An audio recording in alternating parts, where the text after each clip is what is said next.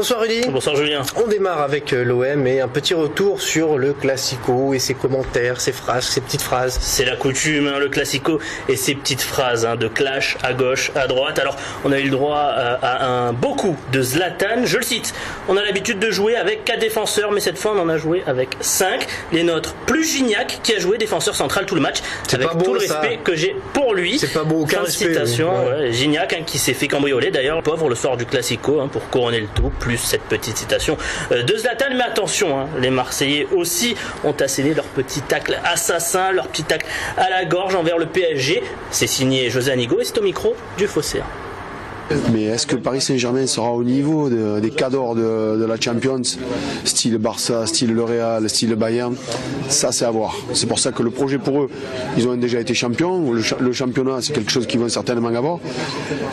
Mais la belle coupe aux grandes oreilles que l'Olympique de Marseille a gagnée, sincèrement, va être compliqué à gagner, parce qu'on voit que en face ils vont tomber sur des équipes du même niveau et ça va être compliqué. Voilà, et je voudrais que l'OM continue à rester la seule et unique club à l'avoir gagné en tout cas.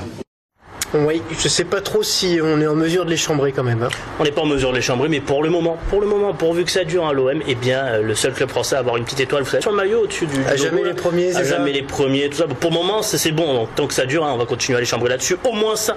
Au moins ça. Bon, puisqu'on y est, vous avez une autre info OM pour nous. Ouais, je dirais même une info croisée OM MHSC. Selon les dernières informations qui nous parviennent de la commanderie, la cellule de recrutement olympienne se serait penchée sur le dossier Benjamin Stambouli, le milieu défensif montpelliérain, qui est d'ailleurs né à Marseille, plairait particulièrement à José Anigo. Attention tout de même, Lyon serait aussi à l'affût, donc il ne faut pas se laisser doubler sur ce dossier. On évoque une indemnité de transfert de 5 millions d'euros. Et si je ne m'abuse, son père a fait le trajet inverse. Il a fait le trajet inverse, il a été pendant 3 ans directeur du centre de formation de l'OM et maintenant il est directeur du centre de formation de Montpellier. Bon, ils ont pas envie d'être au même endroit apparemment. Que l'on salue d'ailleurs. Non, ils veulent un peu se... On passe à l'équipe de France qui joue un match amical demain face aux Pays-Bas. Une rencontre qui permettra à Didier Deschamps de se faire une première idée sur le groupe qui partira avec lui au Brésil pour la Coupe du Monde cet été. Attention tout de même face au Orange de Robin van Persie. Il y aura du boulot, ces Hollandais sont invaincus depuis 2 ans. Rien que ça, et l'équipe de France est encore bien loin de la cohésion qui existe chez les grandes équipes, comme nous l'explique le sélectionneur. On a une équipe compétitive qui est capable de faire de très bonnes choses, mais qui alterne aussi des choses beaucoup moins mondes. Aujourd'hui, on fait partie des équipes qui peuvent pas prétendre à être favorites pour ce mondial, parce qu'il y a des équipes qui ont vécu, qui ont des résultats depuis 4-5 ans, qui sont largement supérieurs à ceux de l'équipe de France. C'est un match de prestige, il sert pas à rien, bien au contraire, mais ça va pas donner la vérité de ce que sera l'équipe de France le 15 juin face au Honduras. On change d'univers avec du volleyball. Et direction Montpellier avec le Mavuk qui a enregistré ce week-end sa première victoire de la saison. Hip hip hip, hurrah, il était temps. De bon augure, même si la mission de maintien parmi l'élite semble toujours compromise. Résumé de la rencontre avec Mouad El Yakabi. Une scène de joie comme celle-ci, on n'en a plus vu depuis un certain temps. Depuis des semaines, le Mavuk s'était embourbé dans une mauvaise spirale de celles qui vous font perdre 8 matchs d'affilée et avec elles tous vos moyens.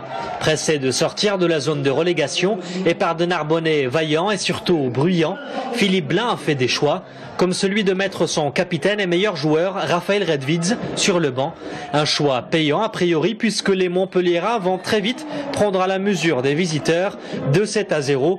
Le public rêve d'un cinglant 3-0 pour le derby, mais encore une fois, le Mavuk va montrer ses limites et concéder un 7 à des Narbonnais qui n'en demandaient pas tant.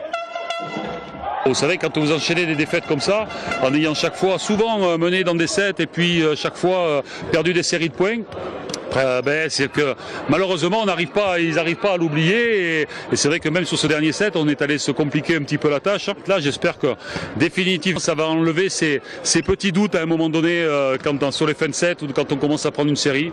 Tout est donc à refaire pour ce 3e set et encore une fois lors des points décisifs en fin de match, les Montpelliérains vont se montrer fébriles et multiplier les approximations avant de finalement s'imposer et offrir un beau cadeau d'anniversaire à Loïc Lomarec.